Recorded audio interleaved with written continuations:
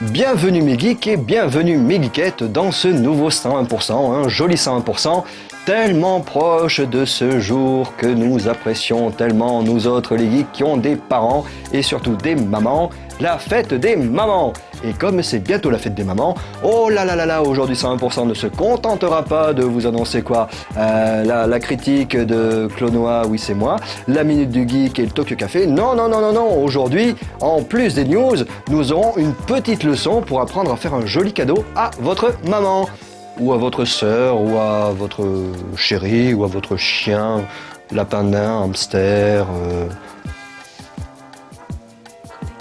ou un collet.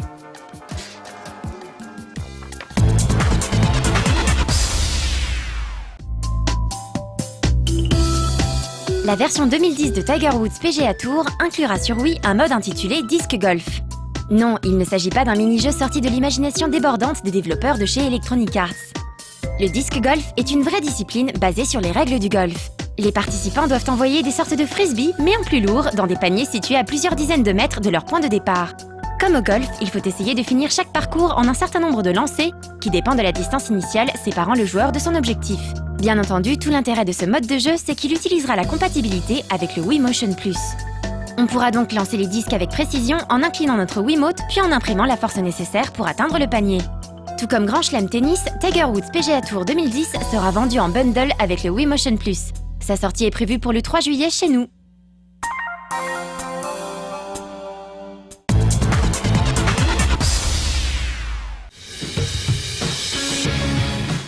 La plupart des gros éditeurs japonais ont leur propre série dans le genre RPG.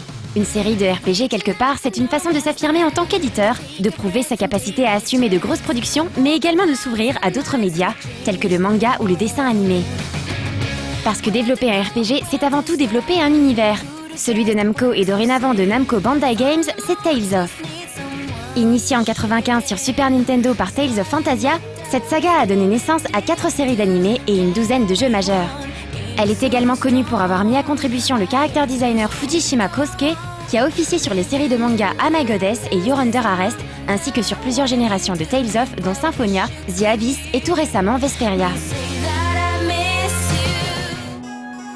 Annoncé pour le 26 juin prochain sur Xbox 360, Tales of Vesperia met en scène les personnages de Yuri, un rebelle accompagné de Repide, un chien punk qui fume la pipe, et d'Estelle, une jeune noble terriblement naïve. On les découvre tous deux dans la cité de Zaphias, la capitale impériale. Celle-ci est protégée du monde extérieur, peuplée de monstres, par de gigantesques barrières fonctionnant à partir de l'énergie des Blastia. Mais les barrières semblent faiblir et les cités entières tombent. Partis à la recherche d'un ami commun, Yuri et Estelle vont en apprendre plus sur les Blastia et la menace qui pèse sur leur monde en quittant la capitale. Tales of Vesperia propose des graphismes en 3D cel shadés très jolis, des cinématiques dessins animés et un système de combat façon action RPG, en temps réel donc. Les ennemis sont visibles sur la carte du monde et dans les environnements typés donjons, qui imposent d'ailleurs des angles de caméra fixes. Il faut toucher à un monstre pour que le combat s'enclenche. Le joueur peut alors se déplacer tout en assénant différents types de coups à ses multiples adversaires. Il sera seul ou accompagné des membres de son équipe, contrôlés par la console. Dynamique, ses combats et l'aventure en général sont ponctués de petits dialogues marrants, en anglais mais sous-titrés en français. Un jeu qui promet beaucoup, avec un système de compétences basé sur l'utilisation de certaines armes, la présence de nombreuses guildes, ainsi que la possibilité de cuisiner pour toute son équipe.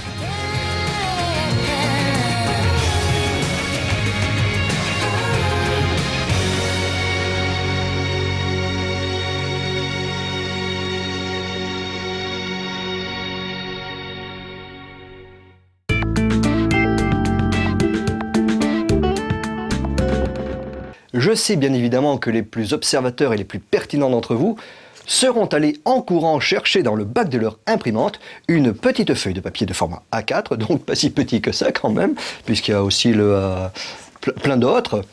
Et nous allons pouvoir commencer le joli petit cadeau. Alors, comment faire pour commencer? Alors, donc, il suffit de prendre sa feuille de papier rectangulaire et de plier ainsi, ramenant un coin, je le montre comme ça, hop, on ramène un coin ici pour faire un joli triangle, sauf cette partie rectangulaire qui n'est pas très jolie. Donc, on plie ici, on fait bien attention à ce que les bords d'ici là soient parallèles de chaque côté du coin. Hein.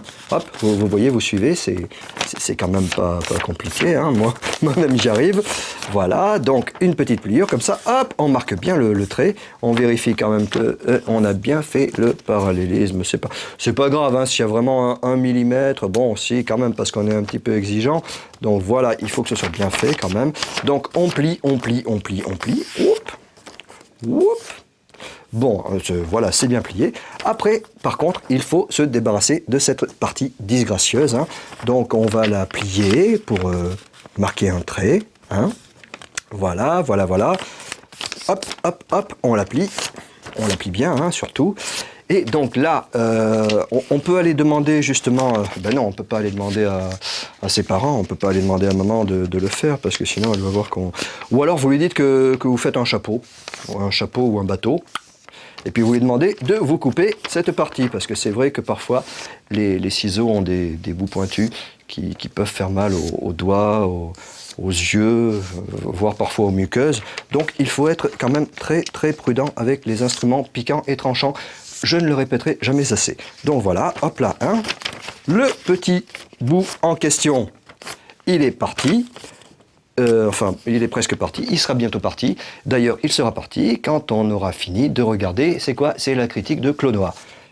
Clonoa a des mains aux oreilles et c'est quand même très pratique. On n'a jamais besoin de trop de mains, ou l'inverse. Ça y est, il est parti, la critique? Non, parce que normalement, ils ne doivent pas voir ça, hein, les gens. Sinon, ils verraient qu'on n'a pas besoin de ciseaux quand même. Mais j'aime bien parce que c'est dangereux, les ciseaux.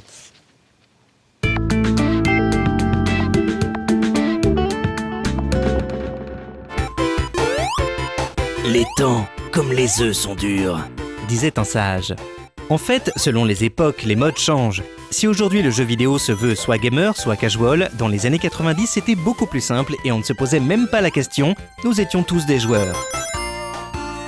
Certes, chacun avait son type de jeu de prédilection, mais entre joueurs, on s'aimait. Il n'y avait pas de caste comme c'est un peu le cas aujourd'hui. Il y avait bien des guéguerres entre les possesseurs de différentes machines, mais globalement tout le monde s'aimait bien du moment qu'on jouait. À cette époque, c'était le jeu de plateforme 2D qui était prisé, parce que la 3D n'était pas aussi présente, mais aussi parce que ce système de jeu, à quelques exceptions près, est assimilable très rapidement et très simplement par beaucoup de monde. Mais à l'époque des manettes gyroscopiques et à double pad analogique, qu'en est-il de ce style qui semble aujourd'hui moribond? Eh bien, les jeux de plateforme au gameplay 2D, qu'ils soient 2D ou habillés en 3D, se font rares, très rares même. Mega Man 9, Adventure Island, New Super Mario Bros, la plupart sont cantonnés aux plateformes rétro ou portables. Clonoa arrive donc à point nommé sur la Wii. Mais mettons tout de même un bémol à la sortie de ce titre, puisqu'il ne s'agit aucunement d'une suite du titre de Namco, mais bel et bien d'un remake, et c'est un peu là que le bas blesse. Où crois-tu que ces rêves s'en vont, à ton avis?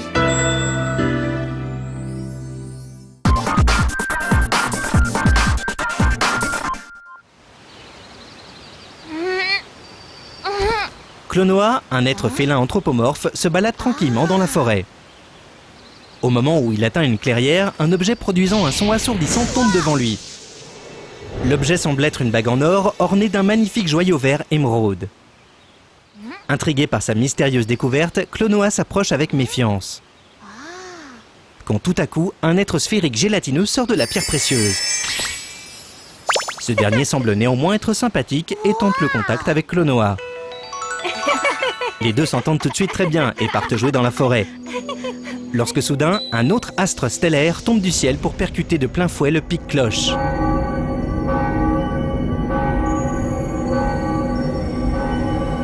Heureusement, il ne s'agissait là que d'un cauchemar. Enfin, peut-être, parce qu'au petit matin, au moment où le nouvel ami de Clonoa lui propose de regarder le pic-cloche par la fenêtre, un objet rentre bel et bien en collision avec ce dernier. Hasard ou prémonition, Clonoa décide d'aller voir sur place pour trouver une réponse.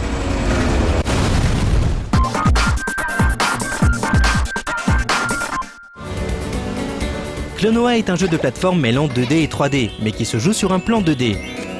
Cependant, il est possible de se servir de la profondeur pour jeter des ennemis, accéder à des bonus ou tout simplement apercevoir des chemins alternatifs. Clonoa reprend les us et coutumes de ce genre sans ajouter de nouveautés. On retrouve donc les simili-pièces à collectionner par paquet de 100 pour gagner une vie, les parties d'artefacts à réunir pour débloquer des bonus, etc., etc. La particularité de Klonoa tient dans la bague magique du petit félin à casquette. Grâce à celle-ci, il peut attraper les ennemis et les porter. Une fois capturés, les monstres deviennent alors des accessoires indispensables à la survie. En les jetant, ils deviennent des armes, mais il est également possible de prendre appui sur eux en plein saut, ce qui permettra d'atteindre des hauteurs à la recherche d'items cachés ou tout simplement de plateformes. Klonoa peut aussi flotter un moment dans les airs à l'aide de ses longues oreilles. Le jeu propose deux maniabilités différentes, comme c'est souvent le cas avec les jeux Wii. La première nécessite de tenir la Wiimote horizontalement, de manière à simuler un pad NES. Avec cette configuration, on joue comme au bon vieux temps, et les vieux gamers retrouveront vite leur marque. Il est à noter que même dans cette configuration, il sera nécessaire de secouer la Wiimote pour sortir l'attaque spéciale de vent de Klonoa. L'autre maniabilité utilise bien évidemment le combo Wiimote Nunchuk. Pas de grande différence si ce n'est au niveau de la jetée d'ennemis. Il faut en effet obligatoirement secouer la Wiimote dans le sens où l'on veut projeter son adversaire. Cette maniabilité est toutefois réservée aux débutants qui ne se sont jamais essayés à Klonoa, celle-ci ne présentant pas de réel intérêt.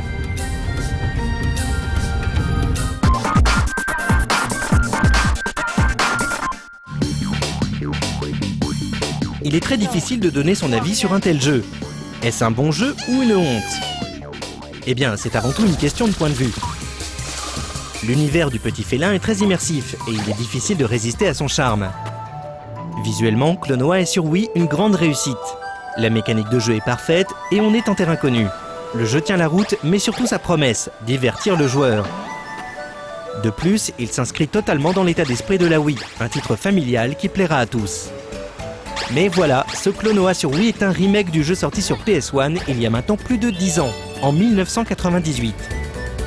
Les joueurs qui n'y ont pas joué à l'époque, s'ils aiment le jeu de plateforme, peuvent donc se précipiter dessus. Pour les autres, à eux de décider s'ils souhaitent ou non réinvestir dans un jeu qu'ils possèdent déjà, histoire de bénéficier d'une refonte graphique et d'une maniabilité légèrement différente. Le problème s'était déjà posé à la sortie de Punch-Out sur Wii, remake de la version NES. Et ces deux titres soulèvent bien sûr de nombreuses questions sur la Logitech Wii et la volonté des éditeurs de tirer réellement parti de ses spécificités pour offrir des jeux 100% originaux. Ceci dit, on ne va pas non plus se plaindre de la sortie à petit prix d'un bon jeu sur Wii, remake ou pas. Nous nous retrouverons, gamin.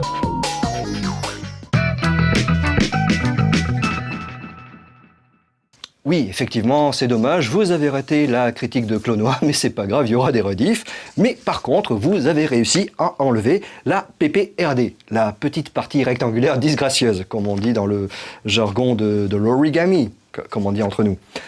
Et vous vous retrouvez donc à présent avec ce superbe carré, avec, hop, une diagonale marquée. Ce que nous allons faire n'est pas si compliqué que ça en a l'air. Nous allons marquer une deuxième diagonale. Et ce comment, vous allez me dire, ce comment? Eh bien, en fait, c'est très simple. On met les doigts sur les coins, où il n'y a pas le pli central. Et hop, comme ça, vous voyez, ah, on referme comme un taco. Un taco, le machin mexicain qui fait tousser. Donc voilà, hop, et vous avez encore une fois un superbe triangle. Et vous allez me dire quand même c'est magique, parce qu'on le plie comme ça, il y a un triangle, on le plie dans l'autre sens, c'est encore un triangle. Oui, le carré a de multiples propriétés. Ensuite, donc, deuxième partie, ou alors on regarde d'abord la minute du geek? Vous voulez qu'on regarde la minute? Non, non, non. Avant la minute du geek, quand même, je vous le dis, hein, comme ça vous pourrez le faire pendant ce temps-là.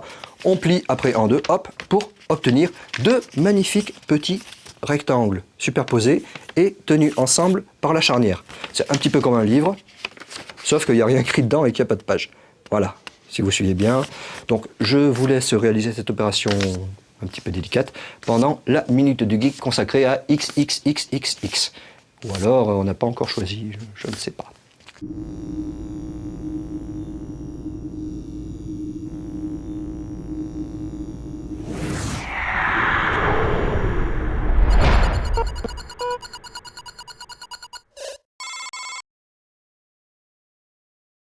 C'est quoi? Quoi? C'est quoi? Quoi? Tu sais, les images en 3D dans les films? Ouais, les images de synthèse. Ouais.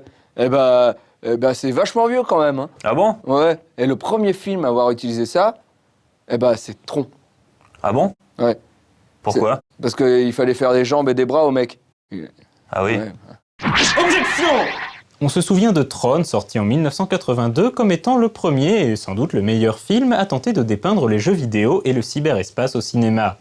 On s'en souvient aussi comme étant le premier film à utiliser des images de synthèse, mais ce dernier point est en fait erroné. Les images de synthèse, ou computer graphics en anglais, sont apparues dès la fin des années 50.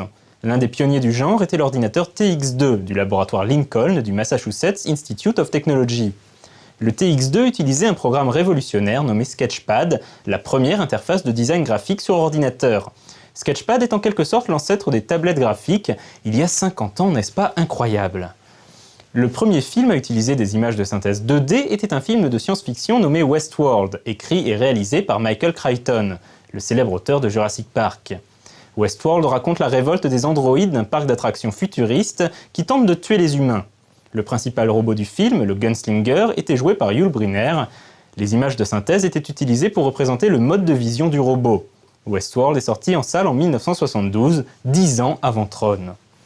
Le premier film à utiliser des images de synthèse 3D n'était autre que la suite de Westworld, Future World, sorti en 1976.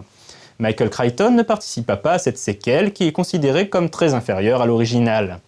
Les images de synthèse 3D étaient utilisées pour représenter la main et le visage d'un robot dans l'une des scènes du film. A noter que le Gunslinger de Westworld est sans doute une des inspirations du Terminator de James Cameron, aux côtés de plusieurs épisodes de la série Au-delà du réel et du film Cyborg 2087. À No Life aussi, on a des effets spéciaux renversants et faits main. D'ailleurs les gars, c'est bon, vous pouvez sortir de sous le rideau, c'est bon, on a fini de tourner. Enfin, c'est pas trop tôt. Merci les mecs.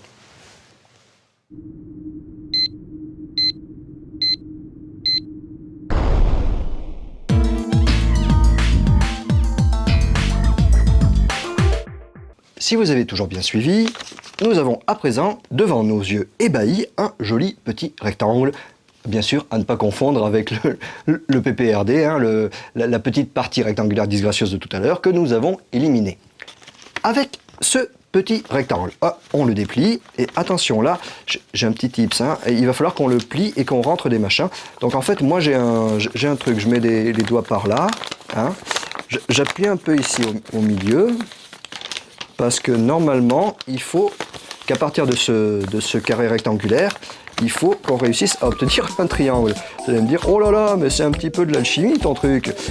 C'est pas facile tout le temps. Donc là, normalement, attendez, bougez pas. Ça marchait au répète. Non, c'est bon. Donc, voilà, ça commence. Alors voilà, il faut en fait, hop, avec les doigts, il faut plier un peu comme ça. Hein. Je pense que chez vous, vous y arrivez pas non plus. Ah, ça y est, non, c'est à l'envers. Attendez, il faut plier en Alors, c'est très simple, on le plie comme ça, et en fait on pousse, et ça doit se plier vers l'intérieur, cette cochonnerie. Donc, voyons voir. Ah, ça y est. Alors, vous voyez, hop, c'était ça. On met les doigts ici, hop, et on replie comme ça vers l'intérieur. Hein, je vous le montre du dessous. Hein. Voilà, c'est un peu comme quand on fait les cocottes ou les coins de livres, c'est ça. Oui, quand on fait des coins de livres, on peut faire... Et voilà, j'ai obtenu mon triangle. Hein. C'est normal si vous... Enfin, non, avec un peu d'entraînement, on peut y arriver.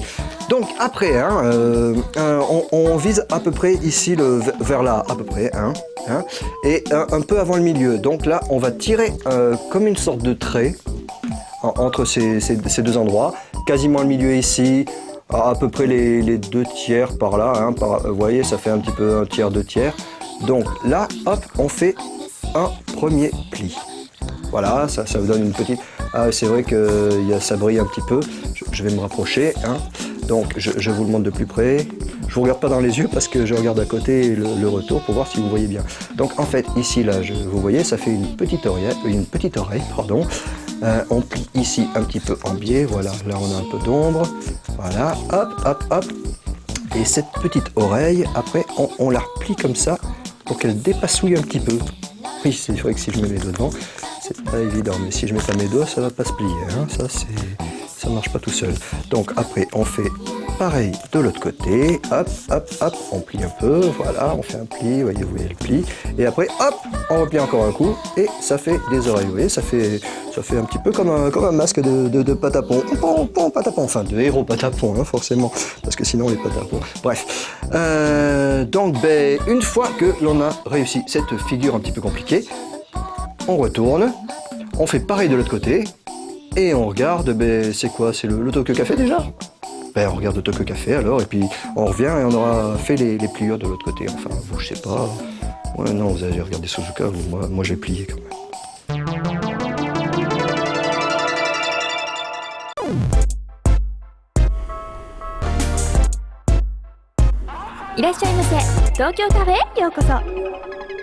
Alors, qu'est-ce que ce sera aujourd'hui? Salut tout le monde, c'est Suzuka. 地獄の底からこんばんは。先週は柴田さんの家にやってくれる女性の例の話を聞きました。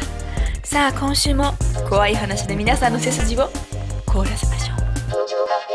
第2夜、次は健一郎富山に語っていただきましょう。ですね、フランスではどうだかわからないんですけど、日本っていうのはですね、電車で東京通勤してる人すごく多いんですね。で、電車がすごくいっぱい走ってるんですけど、なので電車で飛び込み自殺する人っていうのもすごく多いんですよ、これが。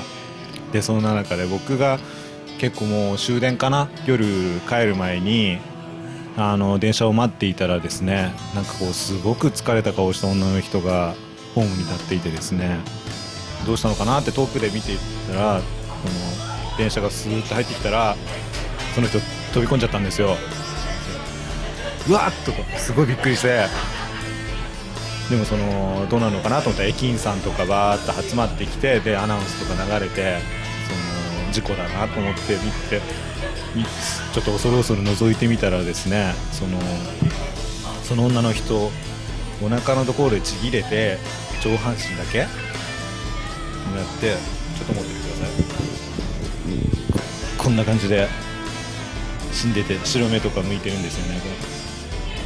でかわいそうになと思って、でもちょっと僕こういう仕事やってるんで少しよく見ておこうかなと思って近づいて見てたら、バタバタバタバタって動いて、すごい10メートルぐらいある木の上に手だけで登って、そこで途中で力尽きて止まって終わり。さあ、アルノ今ご感想は？不思議ですね、不思議ないやー、でも本当にあった話なんですよね。それは怖いです。登りました。登ります。すごいびっくりしました。うわーっと思ったより速いんですよ。それが意外と人間って手だけであんなにスピードが出るんだなってその時思って、いや本当怖かったですね。さすがホラーゲームクリエイターは冷静だぞ。さあクリストフ、感想は？これも続きやったら方がいいね。あとはどうなった？どうしたからもう本当にもうね、何かもっとまあでもいやー怖かったさあ来週の怖い話はどんな話が君を待ってるかな。船っこブブレ。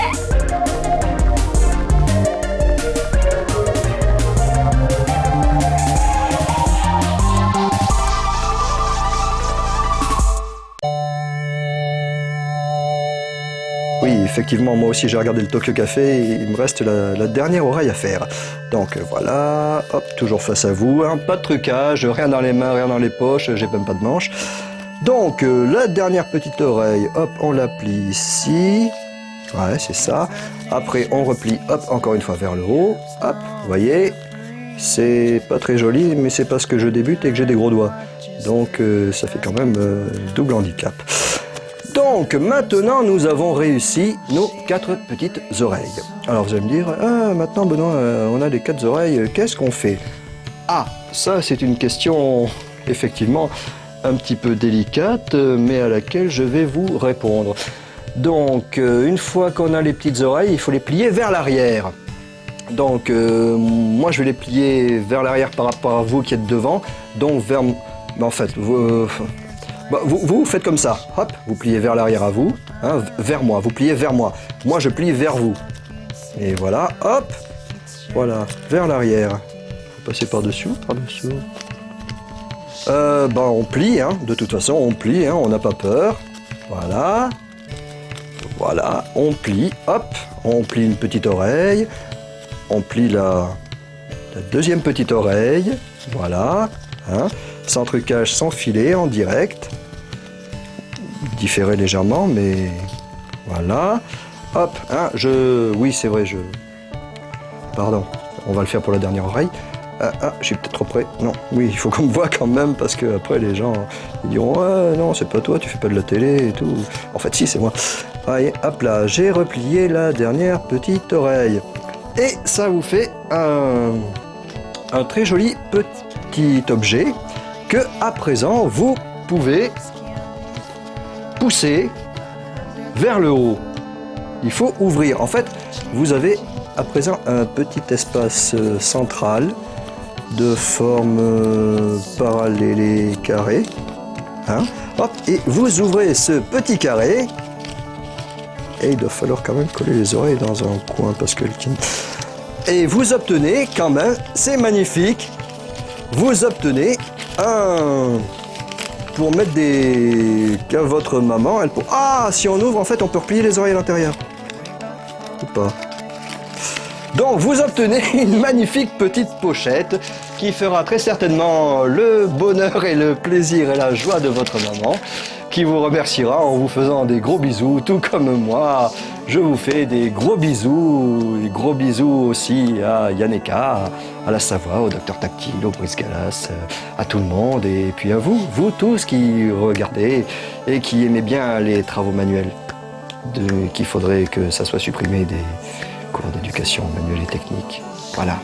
Et des bisous à tous, des bisous à l'éducation nationale, des bisous aux pénitenciers, des bisous à la RATP, des bisous à tout le monde. Voilà, c'est un petit peu sur des bisous que j'ai envie de terminer ce 100% spécial origami qui était un exemplaire unique et qui ne reviendra jamais.